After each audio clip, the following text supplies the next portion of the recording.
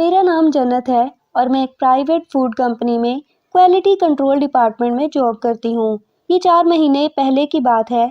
मुझे एक ज़रूरी काम से कंपनी के हेड ऑफिस जाना था, जो मेरे शहर से तकरीबन 300 किलोमीटर दूर कराची में वाक़ है। वैसे तो मैं ज़रूरत पड़ने पर ट्रेन में सफ़र करती हूँ, लेकिन इन दिनों सर्दी का मौसम था और धुंध की वजह से ट्रेनों का शेड्यूल बहुत मुतासिर था और अक्सर गाड़ियां कई कई घंटे लेट आती थीं। इसलिए अम्मी ने मुझे कहा, बेटी तुम ऐसा करो, बस पर चली जाओ और अगर सुबह 6 बजे वाली बस पकड़ लो तो तुम दिन को 11 बजे तक कराची पहुंच जाओगी। तुम्हारा हेड ऑफिस तो शाम 5 बजे तक खुला रहता है, इसलिए बासानी तुम अपना काम निपटाकर रात 9 बजे तक घर पहुंच जाओगी। चुनाचा मैंने अम्मी के बताए हुए तरीके पर ही अमल किया।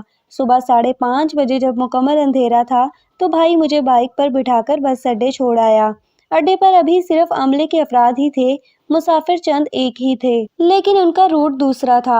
अगले 10 मिनट में ही इनकी बस आई और वो इसमें सवार होकर चले गए।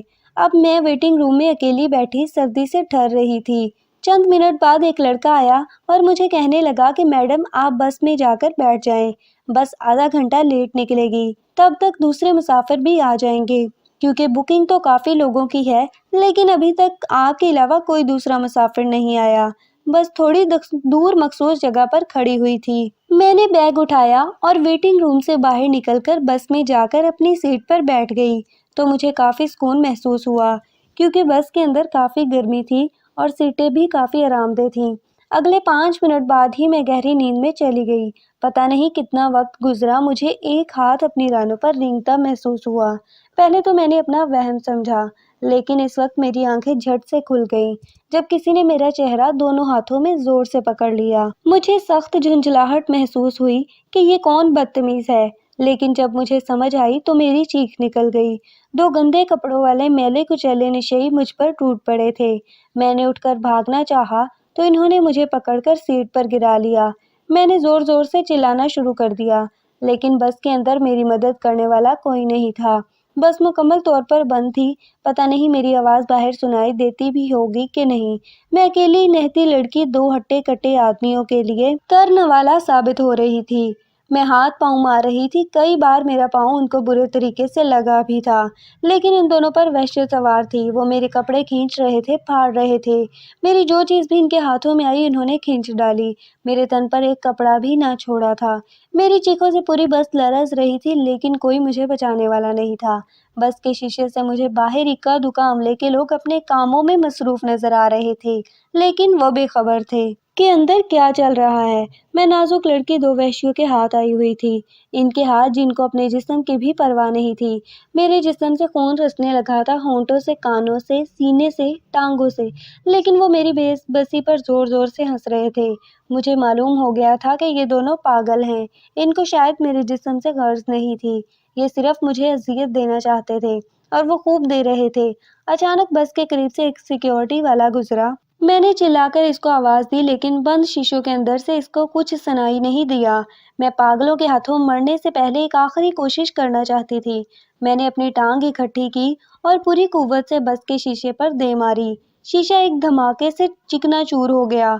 इसमें सुराख नहीं हुआ, लेकिन सिक्योरिटी वाले ने अचानक मुड़कर शीशे की तरफ देखा और दौड़ता हुआ बस के अंदर आने लगा, लेकिन वहशियों ने बस का दरवाज़ा अंदर से बंद किया हुआ था। बहरहाल वो समझ चुका था कि बस के अंदर कुछ गड़बड़ ज़रूर है। इसने फ़ोन निकालकर किसी को कॉल की तो अमले के 5-6 अफराद फ़ौरन वहाँ पर आ गए। इनमें वो लड़का भी शामिल था जिसने मुझे सर्दी से बचने के लिए बस के अंदर बैठने का कहा था। वो जानता था कि मैं बस के अंदर हूँ। सब लोगों ने मिलकर जल्दी से दरवाजे का लॉक तोड़ डाला और मुझे आकर इन वहशियों के नरगे से छुड़ाया और इन दोनों को काबू करके बांध दिया।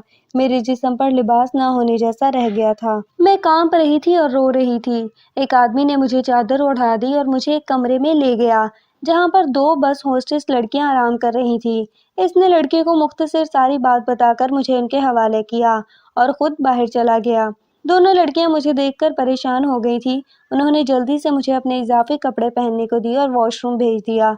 मैंने आईने के सामने अपनी बुरी तरह नोची जिस्म का जायजा लिया اور گرم پانی سے اپنا جسم اچھی طرح صاف کیا اور بس ہوسٹس کے دیے کپڑے پہن لیے۔